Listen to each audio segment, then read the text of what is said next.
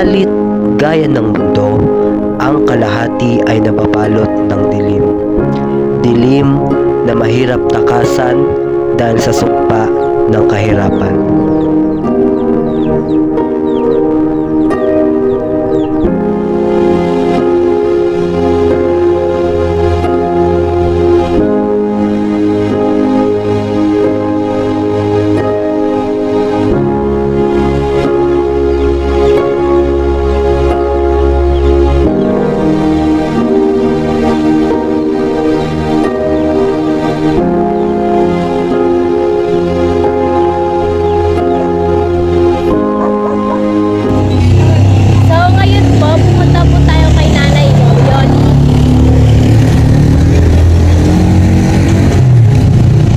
Kahirapan, yan ang suliraning kinakaharap ng bansang Pilipinas. Isang suliranin na dekada-dekada ng problema ng ating bansa. Problemang pumipigil sa ating lipunan na maabot ang rurok ng kaunlaran. Hello po, ngayon po nandito na po kami sa bahay ni Nanay Yoli at Tatay Ading. Isa sa nakilala namin ay ang mag-asawang sina Nanay Yoli at Tatay Ading. Umaga naman, naglilinis tayo. Gawa niyo po araw-araw. Nililinis ang bahay.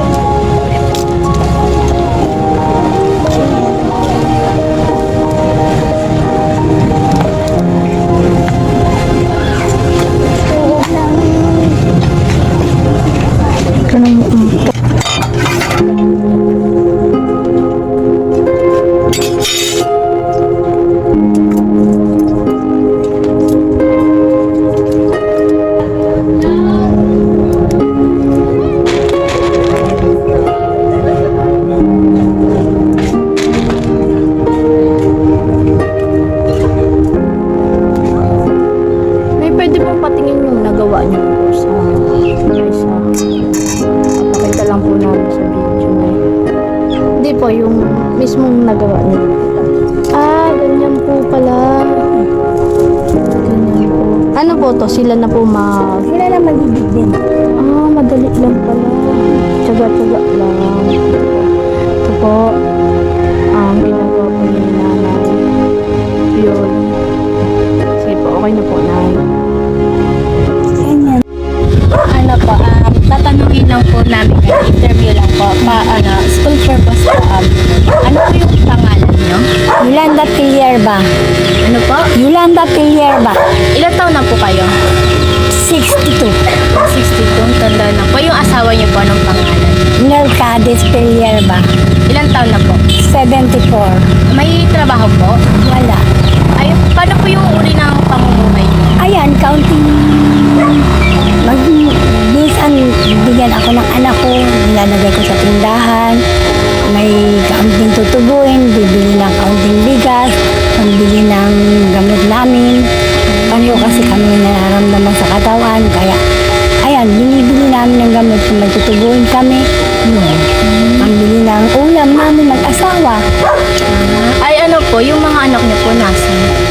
Nasa tatrabaho sila.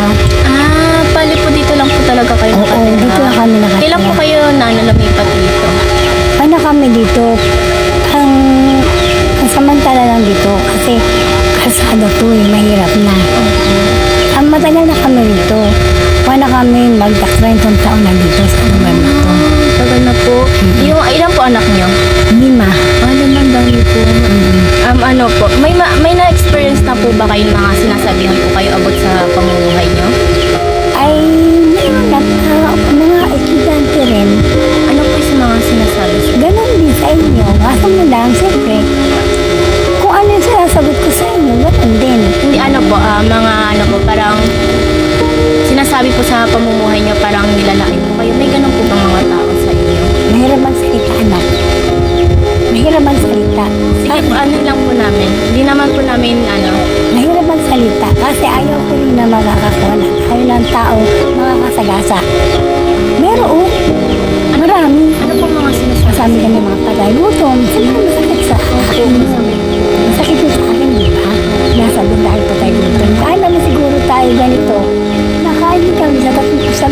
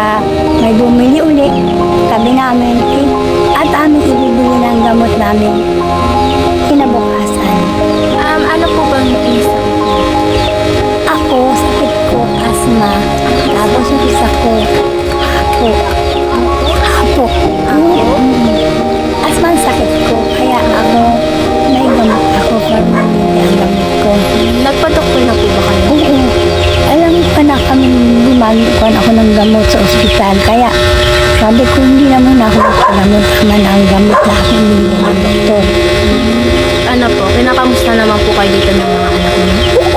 Mamaya, uuwi na sila dito. Uwi sila tuwing Sabado na, uwi sila. Dito rin po ba sila nakatira? Dito taas. Ba't po dito po kayo, hindi na po kayo magsama to sa isang bahay? Kasi, mahirap mag-ano. Malaking bahay. Ay, may asawa na po ba? Wala. Ang dalawa, ang mga anak ko mga binata pa. Lahat po? Wala pa po asawa? Mayroong asawa na yung dalawa. Ano po ba yung ano, bakit ayaw pumupo dun sa, sa bahay ng anak mo? Hindi, kasi naghahanap buhay kami. Ayaw ko naman na tuwing ba naman na sisibot kami, hihingi kami sa kanila. Siyempre hindi naman oras-oras hihingi kami sa kanila. Yung halimbawa, pambili man lang ng tubig, asin, sa kanila kami hihingi. Hindi, nakakahiya naman. Pag po ba sinasabi niyo sa anak niyo, may sinasabi po ba sila? Sinasabi po nila na, ano, huwag kayo mahiyang manghingi sa akin. Oo, kami po, grabe nila. Kaso mo lang, siyempre, ako magulang, nahiya ako magsabi na, sabi ko na gano'n, kung ako bigyan, salamat. Kung hindi, salamat. Okay na ako. Okay. Eh, yung ano niyo po dito, wala, dito, ano po, wala na po ba kayong pagkakataon po na lumipat pa po? Ay, hindi kami. Dito na po talaga kayo? Ito, kasi dito na kami naghahanap ng buhay mag-asawa. Kung awa ng Diyos at kami gaganting pala ang panahon, mahal pa ng Panginoong Diyos, malagyan ko lang itong tindahan ko, dito na lang kami. Di ba po meron pong para sa senior po, yung binibigyan po ng pera, nabibigyan po ba kayo? Yung mister ko.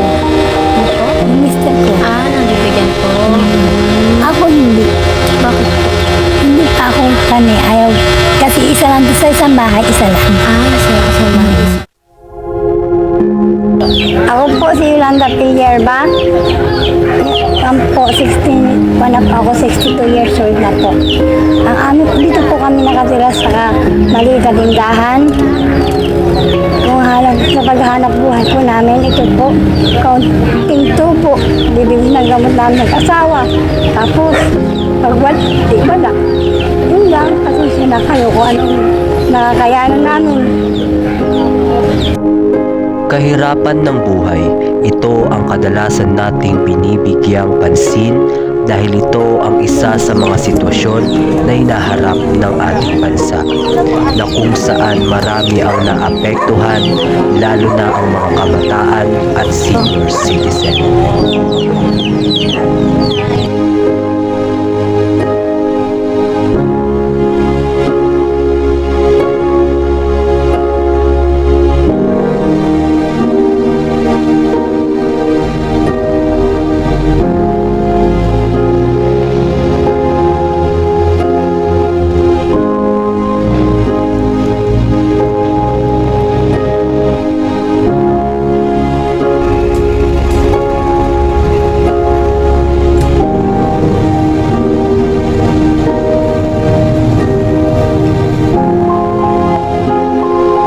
Ang Pilipinas, kung tutuusin, ay isa sa mga pinakamayamang bansa sa buong mundo.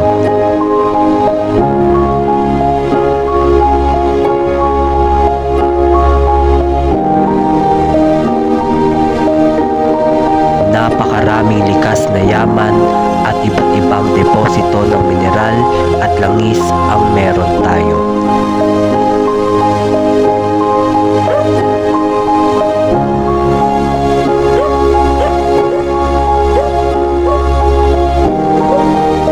Ngunit sa kabila ng lahat ng ito, sa dinami-dami ng administrasyong nagdaan, bakit hindi pa rin masolusyonan ang patuloy na problema ng kahirapan sa ating bansa?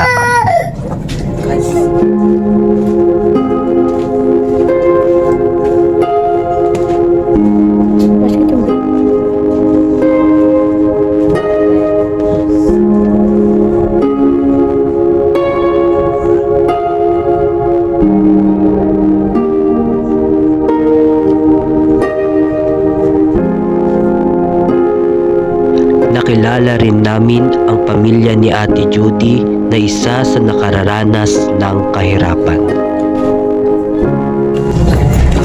Hello po ate, mag-i-interview lang po kami. Yung saan tatanong lang po namin mga about sa pamumuhay niyo lang po. Ilan taon na po kayo ate? 28 years old po. Ilan po yung mga anak niyo? Mag-aapat po. Ano po? Siya po yung pinakamatanda. Anong pangalan mo ba? Ito, yung pangalawa po. JC. Yung pangatlo po. Roy. Ano, asan po yung yung tatay ng mga pumasok sa trabaho? Pumasok po. Paano po kayo napunta sa sitwasyon na to?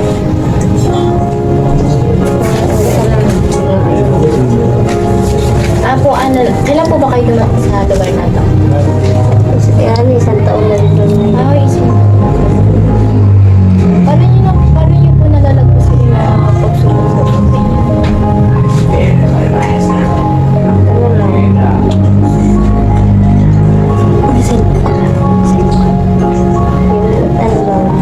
Parehas lang kami tutulong.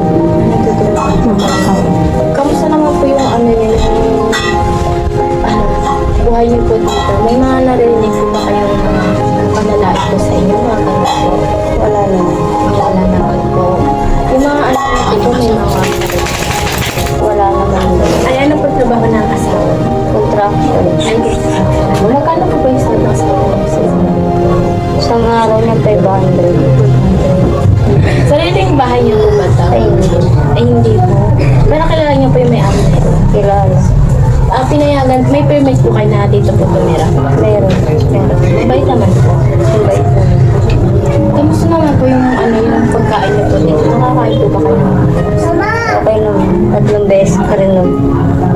buti po, kasi po yung mga iba po, mga chips, pero hindi po nakakain sila ng ayos. Buti naman po nakakain po kayo ng ayos. Nag-aaral po sila. 2. Asa ng ay nag-aaral. Anong grade na po ito? Kinder. 2. Dalawang teacher. Anong grade na po ba dapat? Grade 5. Ay, grade 5. Ba't po na ito sa Hindi siya nag-aaral sa lola niya. ay, napunta po siya doon sa lola niya. Hindi siya nag-aaral. Ba't po bumalik siya dito? Kaya ako po. Ba't tinawag niyo po siya? Para pag-aaral. Ay, hindi po ba siya sumusunod sa lola niya? Hindi siya nag-aaral.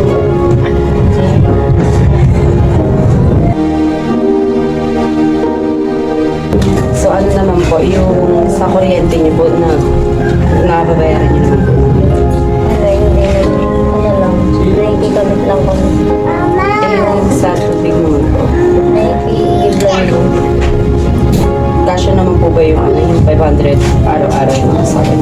Kasi nagkakato. Tapos ano po, yung panggatas, may pinapagatas pa po. Ito po sa school, yung mga pangangailangan po sa school, nagagampanan po. Kompleto lang. So ngayon yung naman po sa mga bagyong dumating, paano niyo po na lagpasan yung sa inyo? Wala na. Ba, sa umaga naman po, anong oras po kayo gumigising para siwas? Tapos, may pumakang umaga po ba na nag-aaral? Yung isa lang tulog. Tapos, ito po, Ang hapon. panghapon siya. Bali 2 yung asawa. Sa ano po, hindi naman po kayo ng problema sa pambaon nila. Tapos, ano po, yung ano nyo naman po, yung naisipan niyo na, pumasok na po ba sa isip niyo na lumipat ng bahay, ganun? Meron na din. Naisipan niyo. Bakit po hindi po ba kayo pwedeng magstay sa mother's side niyo po or sa relatives niyo? Ayaw rin kasi ang asawa ko sa pamilya ko. Kasi daw gusto niya magbukod So, nasan po ngayon si Mr.? sa trabaho. Mga anong oras po siya nakaka-uwi? 7. Mga 7. Ano po, hindi naman po ba kayo nahihirapan sa mga anak niyo? Lalo na po, buntis na po. Na kaya na kaya na po. Kaya Hindi po ba pumasok sa inyo na magtrabaho, sa isip niyo na magtrabaho kayo or magkasambahay? nagtrabaho na ako noon. Kaso nga lang po sa ano. Kaya ako din So kung halimbawa po, mga nanganak kayo, may balak pa po kayong bumalik sa pagtatrabaho? Hindi, kasi nag-aaral yung mga anak ko. Wala rin nag-asikaso. Sana naman po, hindi po ba kayo kinakapos sa araw-araw? Halimbawa, yung 500 pesos na yun, pagka may sabay-sabay na bayarin na tutustusan naman po, Wala naman kami masyadong binabayaran po. Ano po, hindi naman po ba kayo pinag-iiwalay ng magulang mo kasi ganito po yung buhay mo sa asawa mo na naghihirap po kayo. Hindi po ba kayo pinilit ng nanay mo or sinabihan, dito ka na lang sa akin? Hindi po ba kayo sinabihan? yung sa side ng asawa ko. Yung sa kanya lang. Noon. Kinukuha na po yung asawa niyo. Nakatagalan din. Ano, nakakapagtapos naman po ba kayo? Hindi, elementary lang po. Ako si Joby may nanda. 20 years old. Apat na yung anak ko. Ang pangalang asawa ko, Ruben Diamante. Anim kami magkakapatid. Nandito ako sa munting tahanan namin sa barangay Citrus CC5. Natira ako sa munting tahanan.